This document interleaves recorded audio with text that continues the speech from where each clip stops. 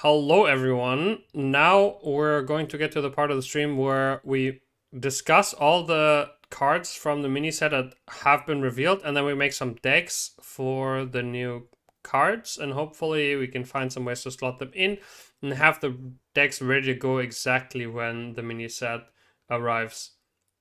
Okay, so we have here, first I'm going to start with Warlock. I've done the first few classes already, like I said. Neutrals, DK and such, Priest, Hunter, I did already. The review's already up on YouTube, so we're not going to have a look at those anymore. We're going to look at those in deck building again. But for now, we're going to look through the classes that I haven't commented on. We're going to start with Warlock, which was the last class that got revealed. And, okay, so they have Nuffin's Impossible, which is a great double pun on Imp and Finn. It's hilarious. Give all friendly demons and murlocs death rattle. Summon a 2/2 Implock. And an Implock is just a demon murloc. So this card obviously slots in really, really well in, well, Implock, because it's also an Imp. It's an Imp, it's a demon, and a Murloc. I don't think there's any super great... Well, there's some Murloc synergy in Warlock already that we can have a little bit of a look at. So if we... I'm going to go into my collection right now, and there's some Murloc synergy in Warlock already. Azaran Scavenger, that card got buffed. Bloodsend Valfin. Dredge, if it's a Murloc, changes cost to health instead of mana, or put a Sunken Scavenger on the bottom. These are already good cards. Voidgill and Chum Bucket is also pretty good, but we have seen that the payoff cards for those aren't super good. So most of the time, I don't really expect this to change anything, but this is a good card that you just slot in your imp, like into your imp lock. Basically all the cards in your imp lock are also demons. So this card, for most of the time, it's give all friendly demons and murlocs death rattle. Kind of works like the 4-mana druid spell. I forgot the name. Something nature. Something. You guys know what I'm talking about. But it looks like a really good card because it protects your board against AoE. Soul of the Forest. Exactly. Thank you. Soul of the Forest. It protects it against AoE, and when a lot of your minions die, you can immediately then buff them. Because they're demons and murlocs, you could immediately buff them. For example, you have a bunch of demons on the board, you have a bunch of murlocs on the board, and I'm gonna show the game again. You can, like, when your opponent doesn't clear the second wave, Shady Bartender is really, really good on those. Like, maybe in a version that is not focused on curses anymore, but just on board, where you have like more demon synergy with that spell now, that could be really, really strong. Also, like I said, with Bloodsend Valfin, you can like cheat out a bunch of murlocs. So you can have like cheat murlocs, then put the death rattle on them, and then buff them when they become demons. Which is an idea, so we're gonna have a look at this a little bit later. Okay, let's move on. We have Suspicious Peddler, which is a 2-mana 2/3 battlecry, discover a 1-cost card. If your opponent guesses your choice, they get a copy. If you guys remember, Peddler used to be a 2-mana 2/2 that was in the game forever ago, and it was a really good card. I mean, this is called Return to Naxxramas, so they are bringing back some old cards. But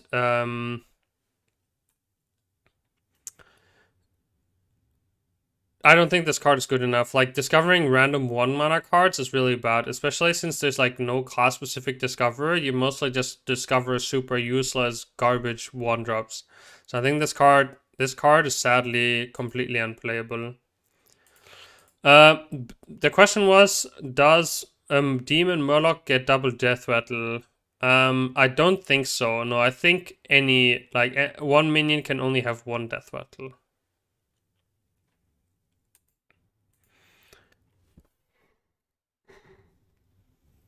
And then we have Plague Eruption, deal 2 damage to all minions. If you're discarded a card this game, deal 1 more.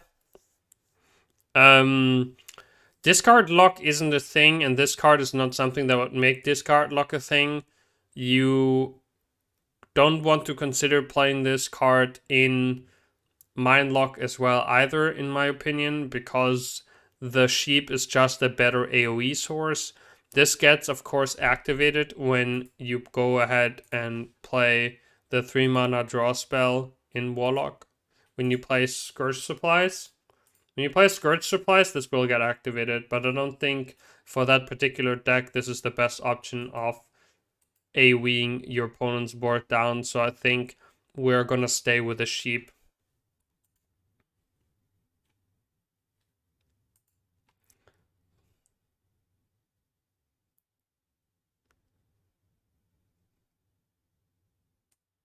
I don't know exactly how this mechanic works, but I would guess that if you play Nothing Impossible on a card that is already a demon and a murloc, it will only trigger the death rattle once. But yeah, this card is unplayable, this card is unplayable, this card is most definitely very good and might change the way that we play Warlock and Imp Lock. Interestingly enough, Imp Lock and Imp Curse Lock, even though they're not played super much high legend, they are very, very high power level at everything that is between diamond and legend and below. The deck is very old, but the deck has still super powerful cards.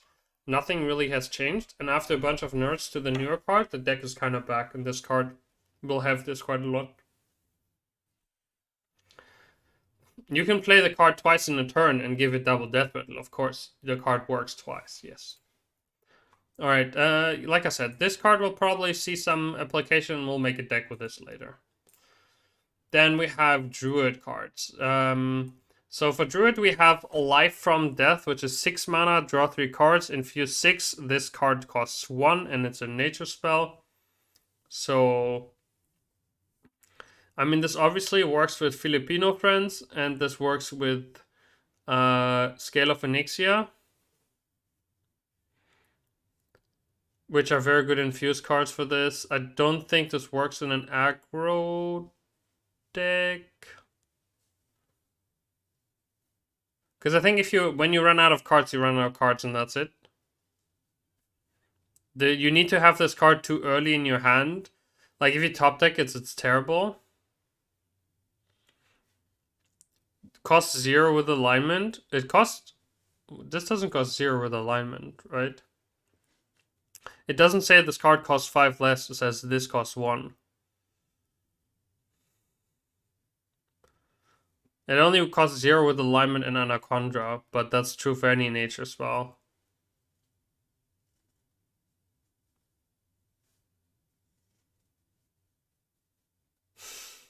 So, I mean, basically, alright, this...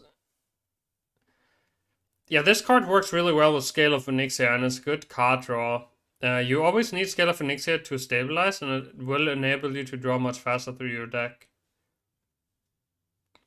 I'm wondering if this card would get played in the current meta over Miracle Growth, and I think the answer is yes.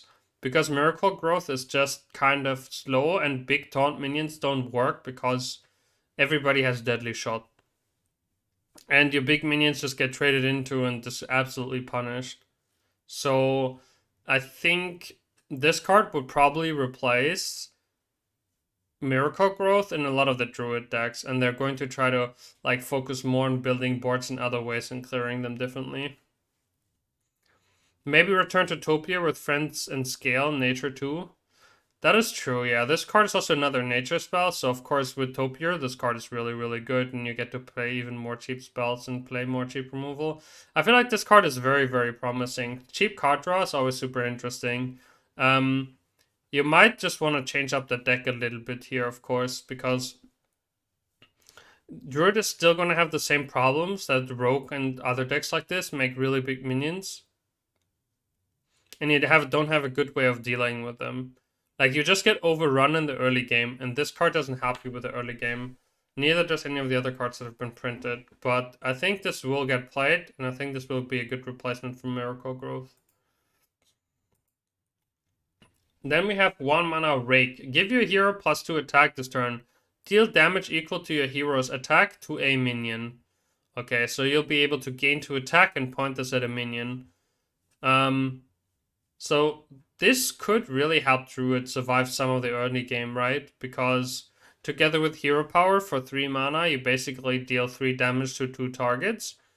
Or without Hero Power, you deal 2 damage to 2 targets. This is also another fun and interesting card that supports Quest Druid, which we haven't really seen. But if there's a way to make Quest Druid work, we're definitely going to have a look at that. It's kind of funny because this card has really good synergy with all the other like attack gaining cards like Pounce. If you play this card in Pounce, you immediately have insane removal for absolutely no mana.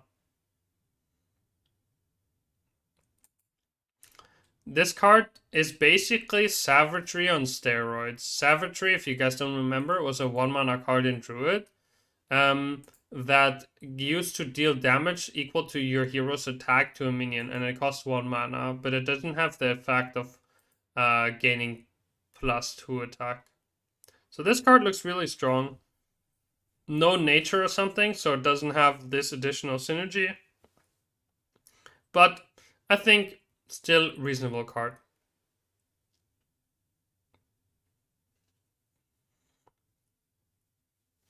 But yeah, we're definitely going to see if we can slot this in Quest Druid, or maybe even have this be a good early removal option for your Druid. There is a world where this is your better removal option in the early game than what you currently run. And what you currently run in Druid is the 1 mana 1/3 Druid of the Reef, right?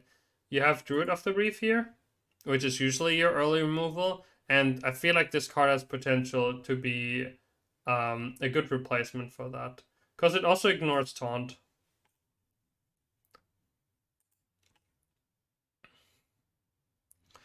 Is this just a cheaper multi-strike? I mean, kind of, yeah. But also it has the other upside compared to multi-strike that you do not have to face tank all the targets that you hit. The downside that it has is that it doesn't have additional synergy with double attacking with any effects that like benefit of you attacking with your hero, like in Demon Hunter. But of course, in terms of minion removal, this is better than multi-strike. Seems like a good card as well. So it's 2 good Druid cards so far. And then we have 6 mana, 6/6 Undead Beast Taunt. Mana Thirst 11. 11. I don't know if any of you guys know the sketch from the BBC. It's also super old about the 2. Is it Scottish guys in the British elevator that try to go to the 11th floor? Anyway, moving on. Game plus 4/4 and charge. And the flavors text of this card says something about little do they know they're going to be more than 11 mana in Druid next expansion. I do not think this card is good. I mean, I don't think even on a 6 mana 10/10 with charge. Maybe it's actually not that bad. 6 mana 10/10 with charge. That's a lot of stats, no?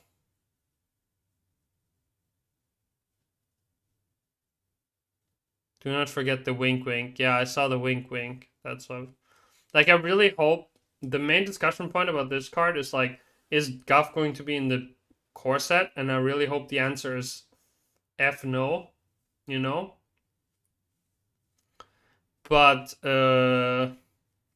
like, please don't put the heroes in the core set. Please don't put the heroes in the core set. Don't do it. But I think there'll be another way for Druid to gain a little bit more than 10 mana.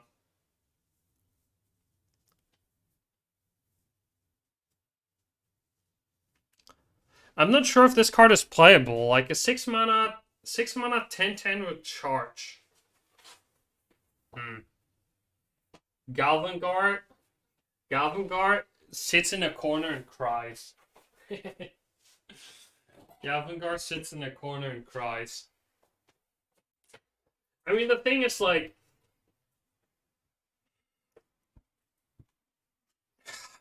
this is interesting because, well, it's a beast. There's some beast synergies in Druid always. But like, this is another one of these cards where you're like, I mean, if I don't draw Guff, I'm not really winning the game anyway, so I might as well have to draw Guff. The taunt is pretty interesting too, but yeah, we'll have a look at if there's a way that we can even push out more damage with this. I mean, it's a good tempo card, don't get me wrong, but like, the way that Druid closes out the game is just with Bran Astalor. Why do I need this? I have infinite damage with Bran Astalor combo. Why do I need this card?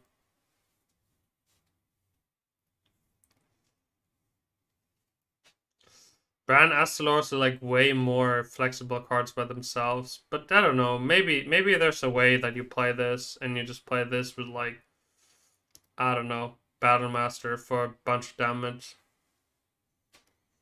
We'll definitely try to see if it works. And I do think it has potential. I feel like having to go for the Bran Astalor combo can be a little bit awkward. And just having additional win condition in your deck is never such a bad idea.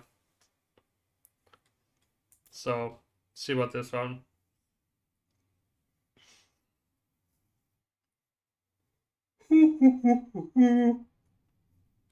Then we have Rogue cards. Okay, for Rogue, we start out with a 3-mana 1/1 Undead. By the way, just recapping, Druid, really strong cards altogether. I feel like this should really help Druid come back to life a bit more. We haven't really seen him too much in the upper legend ranks, especially having some early damage to kill like 2 HP minions, which are very prevalent. 3 mana 1/1 combo gain +2/+2, infuse gain +3/+3, mana surf gain +4/+4. So on 8 mana, this is usually going to be a 10/10.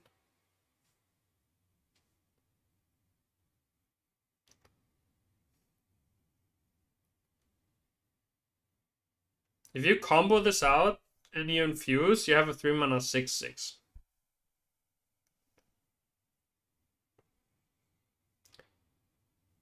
Yeah, if you get to turn 8, this is usually gonna be a 10/10. But I don't think Rogue cares that much. Probably. Most of the time, it probably gets played as a 6/6. Like, the combo effect will be activated and the fuse effect will be activated.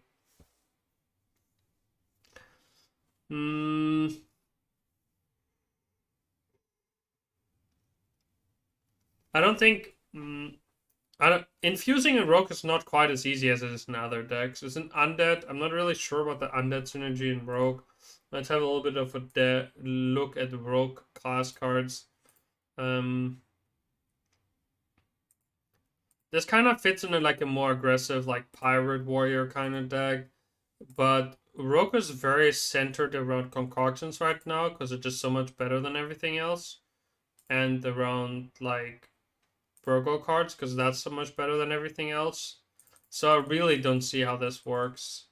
And the funny thing is one of those cards that is usually a good payoff for undeads, which is the Vizier, is one of the weakest cards in Rogue. Because Rogue has a lot of good cards that are like Nerubian Vizier, and Rogue is not that good because you never really discount like there's a lot of expensive spells that are bad, and then there's a lot of cheap spells that are good, but you don't profit that much from the mana reduction. So I don't think this card will see any play. Next, we have 1 mana 1/3. After your hero attacks, summon a 1/1 undead pirate. It's a Jolly Roger. I have a really hard time evaluating this card. Do you have any ideas about this, chat? Like, it's another pirate for Pirate Warrior. But I don't see this seeing too much constructed play. Like, the pirate synergy I understand, but the undead synergy doesn't really seem too useful, and then it's just a 1 mana 1/3 pirate. Like, why do I care about this?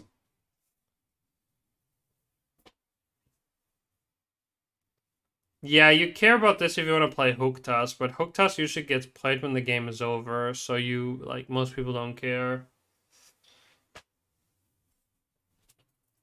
Like, I don't feel like Pirate Rogue gets saved by this card, like, at all. Like, in the slightest. So I think we just move on from here. And then we have Ransack. 0 mana, deal 1 damage to a minion. If you've played a card from another class this turn, deal 4 instead.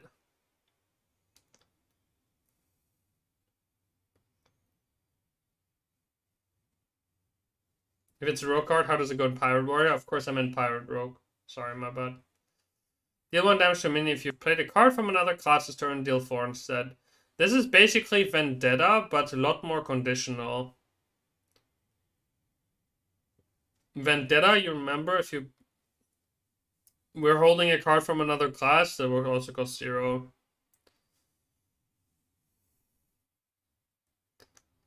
Like, I don't know. There's just so many ways of getting cards from other classes right now, especially with secrets in Rogue these days, that I do think this card will see play. It's a little bit... Like, I don't think this card makes it into Miracle Rogue, because why not just play Backstab then? That just seems better. Like, we're not running Backstab for a reason, because we want more draw. But...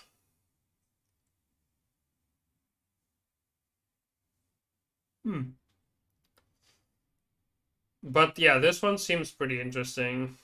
This should go face. This should definitely not go face. Then of course would be playing it. I think it does. I think if we look at Thief Rogue, for example, there's a way of slotting this in. The only downside is there's already a lot of 0 mana cards. There's a consideration in decks like this to take out Serrated Bone Spike to be able to fit something like this, to be able to combat the early board, because you have some really insane late game, but you don't have some good early game. You might just take out like Theodar and Viper, depending on the meta. Viper is just a meta card, but like they can easily be replaced. You have kind of infinite value, and you have some good removals. So I think this works kind of well in a deck like this.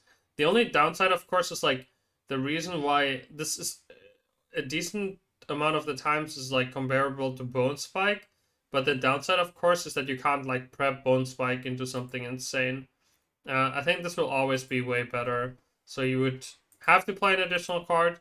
I could even see this replacing a card like Tooth of Nefarian.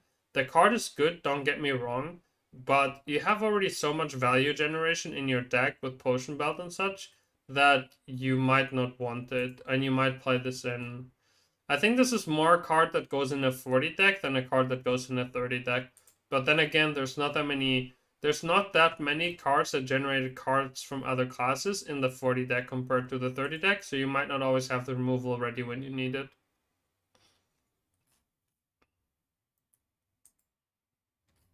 But yeah, I think there is a chance that that card sees play. I think it has a powerful effect, and I do think the card will see immediate application into the meta.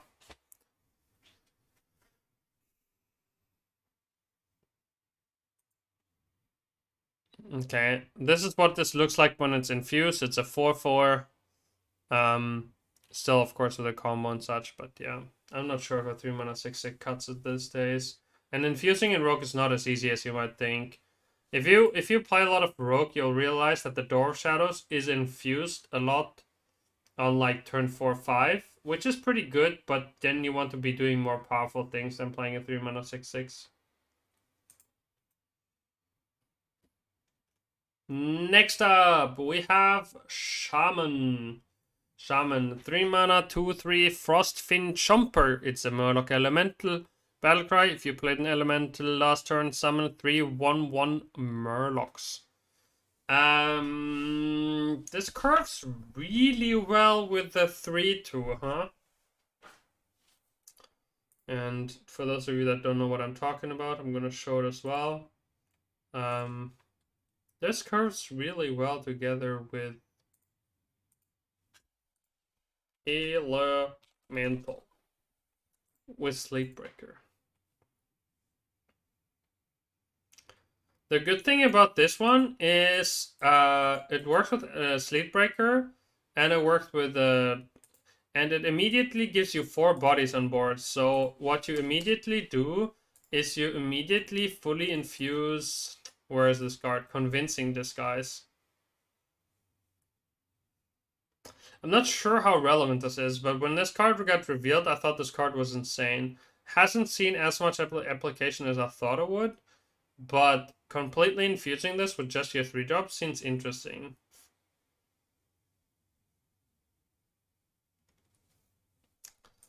There's another card that makes this interesting, of course, is since you basically get 3 1/1 Murlocs, and this itself is a Murloc. What you can do is, for example, if you have a if you have a Clownfish on 3, and then you play like Clownfish Amalgam or something like this, you can set up for an incredibly strong Rotgill turn, where you play this and then you Rotgill right after. So I think this card definitely has some application, because there's already a deck out there from Levig that kind of uses like Rotgill and some like it loses some of the good elementals with Sleet Breaker and Amalgam, and then uses Tiny Fin to go wide on board. I think there's a possibility that some of the weaker cards like Frostbite in this deck kind of get slotted out. And then if you kind of just need one more good elemental to make this work. Yeah, none of these are good elementals because they're not cheap enough is the issue. Wow! Oh! No way! That is so filthy. Do you guys see what I see?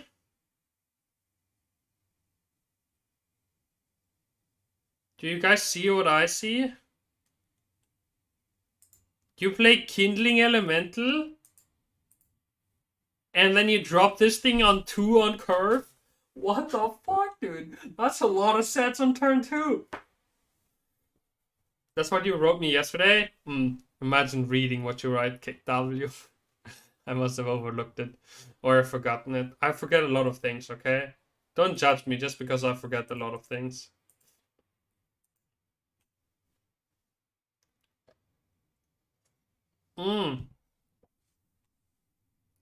I mean, it's very specific application, so it probably doesn't really work, but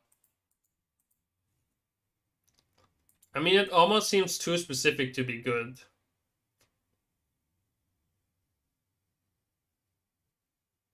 But then again,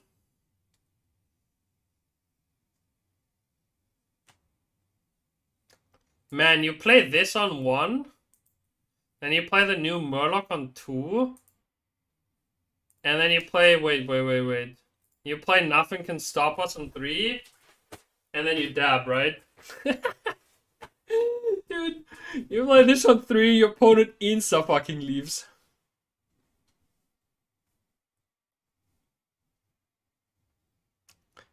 Dude, if your opponent interacts with nothing of what you do, you have 4/5 and 3/3/3s on turn.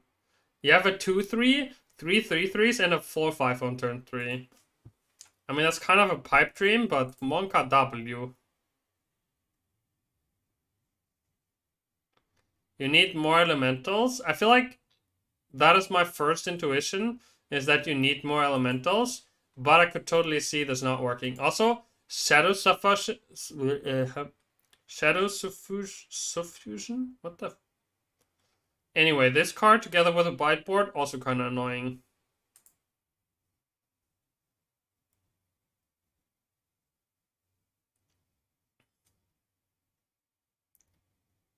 I don't know. I think there's application for the card the more that I think about it. First I was like, yeah, I'm not really sure if it works. I mean, Bioluminous is obviously kind of a pipe dream. This is also an elemental. I don't think this will work with Bioluminescence. I don't think Bioluminescence is a thing. At least not right now. But I think this has potential for sure. Elementals are good. Murlocs are good in Shaman. This, like, the card itself has some good synergy. Looks promising. Like, especially since there's a deck already that kind of exists that could slot this in pretty easily. I am kind of excited about this card. Like,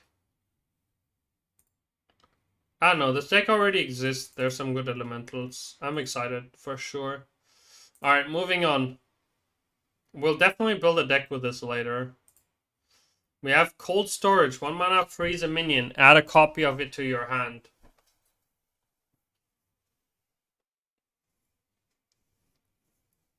So it can play Putricide and Shaman now?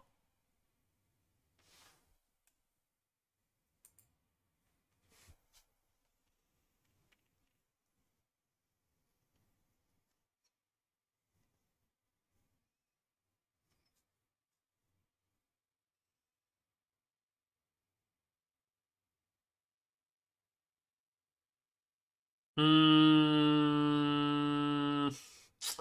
I feel like I'd rather Windshield something than play this. Is there any other free synergy that I'm kind of missing? Like, realistically good free synergy. Double Bolner. If my Bolner sticks around, I'm already happy. I don't need to do that. Like, obviously, yeah, I can do it on my own minions, but that's just so fringe.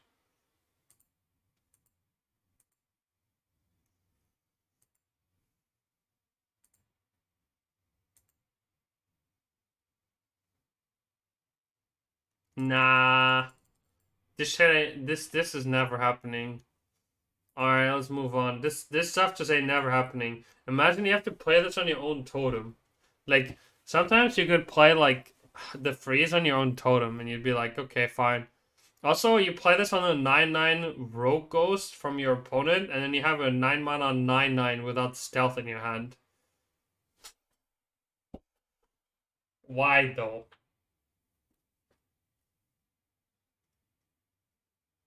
Freeze null, then evolve null. I feel like that costs more mana than I usually have in the turn where I evolve my null.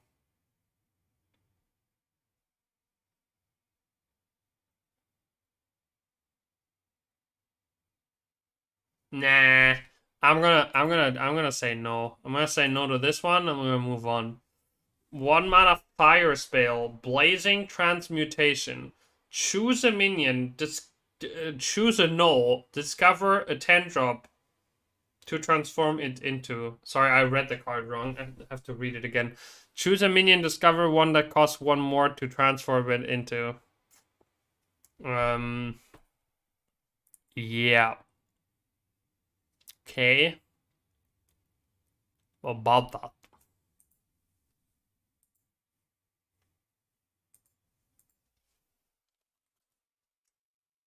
Wait. Discover? How does this work? So I cannot... Okay, there's no minions. So I basically just choose this every time. Or did Tadios. Or sometimes I take lifesteal. Play against aggro deck, I'm like, I would like to heal for 10. Thank you, bye-bye.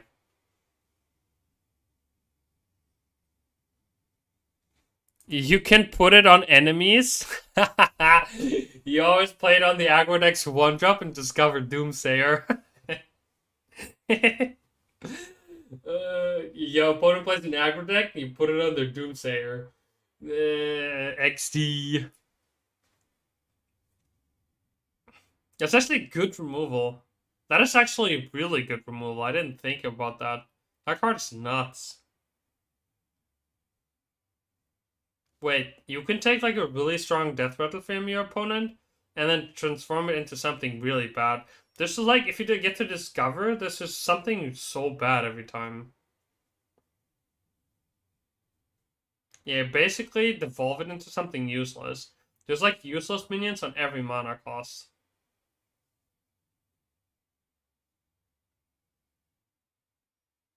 No more mine? Dude, Warlock temples their mine and you're like... Nope. The only thing is, though, they play the first mine, and then you do it, and you lose so much tempo that you still lose. It only works, like, on their second mine. Like, you would have to do it on both mines, and then just kill the second mine. So basically, it just doesn't work, but... yeah.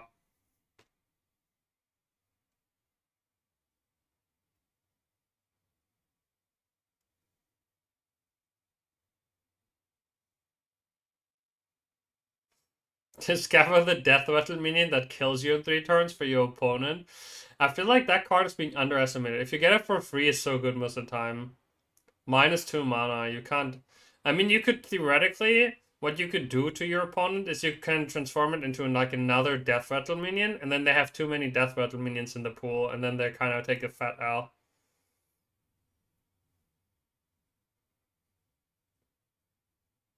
This is also really good against like anything that has like Death Rattle synergy. I mean, you give them a like most of the time you give them a worse minion. Honestly, like I'm not gonna lie, this always gonna be a low roll. But other than that, obviously this card is insane on null. This card is insane in your own minions. Yeah, this card's the nuts. Like you take what Localar, Neptulon you can't discover, but you can take Localar most of the time. Denathrius if you need lifesteal, General if you want to have something sticky, or if you have like 5 drops that you want to play, and you're feeling lucky today, you just make Tadios, right? Tadios being the new evolve card for your null. Seems pretty bonkers. Okay, definitely making a deck with this later. Why can't you discover Neptulon? Because the philosophy of the design team is that Colossals shouldn't be able to be randomly created on board. You can discover the card to have in your hand, but you can never discover the card to have it on board. But yeah, like this evolving a 1-drop into a Doomsayer is gonna make for some kick W highlights for sure.